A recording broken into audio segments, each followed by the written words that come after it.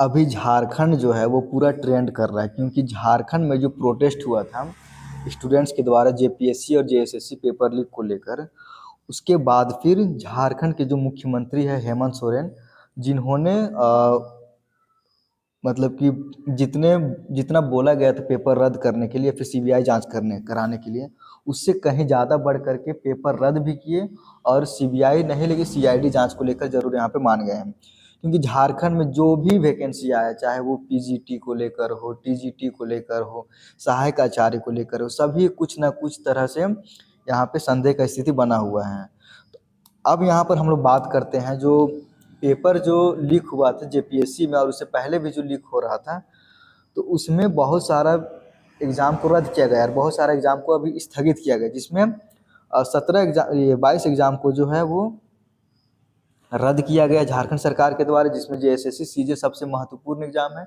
और इससे पहले जो बीएससी के द्वारा 11वीं से 13वीं जेपीएससी हुआ था, जिसमें 352 पद जो है वो भरे गए थे, उसको भी यहाँ पर रद्द किया गया है। अब यहाँ पे जो है वो पीजीटी परीक्षा को लेकर भी कुछ यहाँ पे अपडेट आ रहा है कि ये भी रद्द हो सकता है। उसके बाद फिर उत्पाद सिपाही को लेकर भी है। उसके बाद फिर हम लोग बात करेंगे सहायक आचार्य को लेकर, जिसमें 26,000 पोस्ट निकाला गया था, जिसमें 10 से 15,000 लगभग स्टूडेंट उसमें क्वालिफाई किए थे। तो क्या ये भी रद्द हो सकता है? क्योंकि झारखंड में कुछ भी हो सकता है, क्योंकि झारखंड में भी कुछ भी हो सकता है। तो यहाँ पे पीजीटी टीचर को लेकर जो पेपर लीक को लेकर सामने आ रहे हैं, फिर पेपर रद्द करने को लेकर सामने आ रहे हैं, तो उसी के बारे में इस वीडियो में जानेंगे। तो आप इस वीडियो को ज़्यादा से ज़्यादा शेयर करें, वीडियो को पूरा देखें, बिल्कुल भी स्किप ना करें, क्योंकि बहुत सारे यहाँ पे स्टूडेंट इसमें लगे हुए थे या फिर अभी भी नौकरी कर रहे हैं। उन लोगों का जो है वो हार्टबीट तेज हो गई, क्योंकि ज़्यादातर जो है वो पेपर लीक यहाँ पे, ये पेपर रद्द करने का यहाँ पे बोला जा रहा है। तो पीजीटी परीक्षा राज्य भर में 24 केंद्रों पर हुई थी, यहाँ पर आप लोग देख सकते हैं। पर शिक्षक बनने वाले 60% अभ्यर्थी सिर्फ 6 केंद्रों से हुए हैं पास। यानी कि जो सेंटर बनाए गए थे 24 केंद्र पर हुआ था, यहाँ पे दिया हुआ है, जिसमें से 60% जो स्टूडेंट क्वालिफाई हुए हैं यानी कि पास हुए हैं इसमें, वो सिर्फ 6 केंद्र से हैं। यानी जो 6 सेंटर बनाए गए थे उसी में से। तो यहाँ पे क्या दिक्कत है तो देख लेते हैं हम लोग। राज्य में 3,120 +2 शिक्षकों की नियुक्ति प्रक्रिया परीक्षा के समय से ही विवादों के घेरे में है। यानी कि जब से इसका एग्जाम हुआ है पीजीटी टीचर को लेकर, तब से ही अभी तक ये परीक्षा जो है वो विवादों का ये मतलब हुआ है। इस परीक्षा में टीडीपीएल का मार्केटिंग मैनेजर अभय तिवारी भी सफल हुआ था। आप लोग यहाँ पे देख सकते हैं, जो अभय तिवारी जो है, इसका पूरा खानदान जो है वो कुछ ना कुछ नौकरी कर रहा है झारखंड में। मतलब कोई आदमी यूपी का है तो यहाँ पे आके नौकरी कर रहा है, उसका पूरा खानदान नौकरी कर रहा है। भाई ये तो गजब का टैलेंटेड आदमी है। यहाँ पे जो दिया हुआ इस परीक्षा में टीडीपीएल का मार्केटिंग मैनेजर अभय तिवारी भी सफल हुआ था, जो अभी जेल में है। इससे अभी पूछताछ भी हो रहा है। परीक्षा में व्यापक पैमाने पर गड़बड़ी के आरोप अभ्यर्थी लगाते रहे, क्योंकि इससे पहले भी ये लगाते रहे थे, लेकिन उतना ज़्यादा कुछ हुआ नहीं था। झारखंड कर्मचारी चयन आयोग जो इसका एग्जाम लेता है पीजीटी टीचर का जेएसएससी के द्वारा, झारखंड कर्मचारी चयन आयोग ने सीबीटी मोड पर 24 केंद्रों पर परीक्षा ली थी। यानी कि इसका जो एग्जाम हुआ था वो सीबीटी यानी कि कंप्यूटर बेस्ड टेस्ट हुआ था इसका एग्जाम 24 केंद्रों पर। इसमें से 6 केंद्रों से ही 60% से अधिक अभ्यर्थी परीक्षा में सफल हुए थे। उसके बाद आगे देखते हैं हम लोग। अभ्यर्थी रिजल्ट जारी होने के समय से कुछ केंद्रों पर परीक्षा में गड़बड़ी की शिकायत कर रहे हैं, पर आयोग द्वारा कोई कार्रवाई यहाँ पर नहीं की गई। यानी कि जेएसएससी के द्वारा कोई भी कार्रवाई नहीं किया गया था। जिन 6 केंद्रों से सर्वाधिक परीक्षा अभ्यर्थी परीक्षा में सफल हुए, उनमें से बोकारो स्थित एक केंद्र से अभय तिवारी ने भी परीक्षा पास। यानी कि इसका जो मैनेजर है यहाँ पे जो दिया हुआ है मार्केटिंग मैनेजर, उसको एग्ज़ाम को दिया गया था करवाने के लिए, लेकिन अपने ही जो है वो कई बार एग्ज़ाम में ये पास हुआ है। चाहे वो टीचर को लेकर हो, चाहे वो सीजीएल को लेकर हो, इससे पहले भी कुछ ना कुछ एग्ज़ाम में उसका मतलब कि रिजल्ट आया था। इससे अभय तिवारी से भी ने भी परीक्षा में पास की थी। बोकारो स्थित परीक्षा केंद्र जो है संख्या 102 में सबसे अधिक परीक्षार्थी परीक्षा में सफल हुए थे। आयोग द्वारा जारी पहले चरण के रिजल्ट में अनारक्षित यानी कि जो जनरल कैटेगरी से हैं में सीधी नियुक्ति के लिए कुल 804 अभ्यर्थी परीक्षा में सफल हुए थे। यानी कि 3,000 जो पोस्ट था 3,120, उसमें से 4 अभ्यर्थी जो है वो इसी केंद्र से सफल हुए थे। इनमें से 479 अभ्यर्थी जो है वो 6 केंद्रों में ही पास हुए हैं। वही 8 केंद्रों में 215 और फिर 10 केंद्रों में सिर्फ 110 स्टूडेंट के द्वारा यहाँ पे क्वालिफाई किया गया था। अब यहाँ पर हम लोग आगे देखते हैं कि 10 केंद्रों के बराबर बोकारो के एक केंद्र से परीक्षार्थी परीक्षा पास कर बने शिक्षक। केंद्र कितना था? केंद्र संख्या 102 से 147 स्टूडेंट पास हुए थे। वही 2 केंद्रों से सिर्फ 11 स्टूडेंट यहाँ पे सफल हुए थे। परीक्षा में 6 केंद्रों से 479, शेष 18 केंद्रों से 325 स्टूडेंट यहाँ पे क्वालिफाई हुए।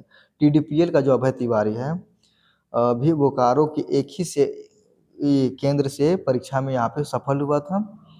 और टीडीपीएल अभी जो ब्लैकलिस्ट किया गया है, अब पता नहीं क्या होगा क्या नहीं। तो अभय तिवारी को चयन के तुरंत बाद एक्सीलेंस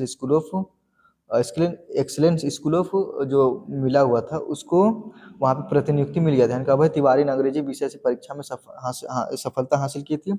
उनकी नियुक्ति देवघर के शशि भूषण राय +2 हाई स्कूल सिमरा में की गई थी। लेकिन इसके तुरंत बाद उसकी प्रतिनियुक्ति आर मित्रा जिला मुख्यालय उत्कृष्ट विद्यालय देवघर में कर दी गई थी। हालांकि उन्होंने विद्यालय में योगदान नहीं दिया, क्योंकि भाई इससे ज़्यादा बढ़िया इसको नौकरी मिला तो थोड़ी ना योगदान देने जाएगा स्कूल के टीचर में। जैसे सीजीएल पास कर रहा आदमी। केंद्रवार सफल अभ्यर्थियों की संख्या यहाँ पर देख लेते हैं। तो केंद्र संख्या 101 से 8 स्टूडेंट क्वालिफाई हुए थे, 102 से 147, 103 से 67, उसके बाद फिर 104 से 25, उसके बाद 105 से 12, 106 से 19, 107 से 12, उसके बाद फिर 108 से यहाँ पे जो दिया हुआ है 69। ये जो सभी है ये केंद्र का संख्या, उसके बाद ये जो कितने स्टूडेंट सफल हुए थे उसका यहाँ पे नंबर दिया हुआ है। अब बात करते हैं इन 3 उदाहरणों से समझे परीक्षा पर संदेह की वजह, मतलब क्या क्या ये इसमें कारण है जो परीक्षा को यहाँ पर भी रद्द करने का किया जा सकता है। तो भूगोल में 72 में से 41 अभ्यर्थी बोकारो के 2 केंद्रों से हुए सफल। यानी कि भूगोल जो ज्योग्राफी सब्जेक्ट है उसका जो पास होने का जो ये है, जिसमें टोटल कितना था, टोटल 72 में से 41 अभ्यर्थी जो है वो बोकारो के 2 केंद्र से यहाँ पे सफल है। तो भूगोल के अनारक्षित वर्ग में प्रथम चरण के रिजल्ट में कुल 72 अभ्यर्थी सफल हुए थे। इनमें से 41 अभ्यर्थी बोकारो के 2 केंद्रों से परीक्षा में सफल हुए थे, जबकि 24 केंद्रों में से 60 अभ्यर्थी 5 केंद्रों में सफल हुए थे। आधा दर्जन से अधिक केंद्रों से एक भी अभ्यर्थी यहाँ पे सफल नहीं हो पाए थे। उसके बाद आगे देखते हैं भौतिकी में 30% अभ्यर्थी जो है वो बोकारो के एक ही केंद्र से यहाँ पे सफल हुए थे। उसके बाद फिर जीव विज्ञान में 90 में 21 ने पाई थी सफलता सिर्फ एक ही केंद्र से, यानी कि एक केंद्र से 90 स्टूडेंट ने 90 जो जीव विज्ञान का जो पोस्ट था उसमें से 21 स्टूडेंट ने एक ही केंद्र से सफलता पाए थे। जीव विज्ञान विषय में सबसे अधिक अभ्यर्थी बोकारो के केंद्र संख्या 102 से सफल हुए थे। 90 में से 21 अभ्यर्थी इस केंद्र से परीक्षा में पास हुए थे। इसी प्रकार अन्य विषयों में भी इस केंद्र से सफल अभ्यर्थियों की संख्या अधिक है। यहाँ पे हम लोग बात करते हैं उत्पाद सिपाही, पीजीटी टीचर, उसके बाद फिर माध्यमिक आचार्य के बारे में। तो हो सकता है कि आने वाला दिन में जो है इस पर भी कुछ ना कुछ निर्णय आ सकता है। और इसको माध्यमिक आचार्य को लेकर जो है वो जो +2 स्कूल के लिए यहाँ पे एग्ज़ाम हुए थे, इसका एग्ज़ाम जो है वो जनवरी में किया गया था और इसमें अभी ज्वाइनिंग भी हो चुका है। बहुत सारे रिजल्ट अभी आना बाकी है। तो यहाँ पे ऐसा होने वाला, झारखंड में तो खैर कुछ कहा भी नहीं जा सकता कि क्या होगा क्या नहीं होगा।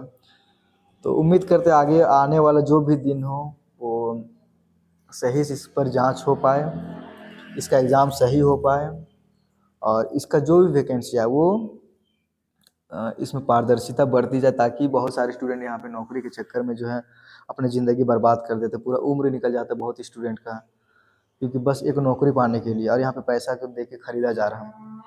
तो सरकार से भी अनुरोध है इस पर ध्यान दें। खैर ये जो अभी जो रद्द किया गया वो बहुत बड़ा फैसला था। और इस वीडियो को ज़्यादा से ज़्यादा शेयर करें, वीडियो को लाइक करें, मेरे चैनल को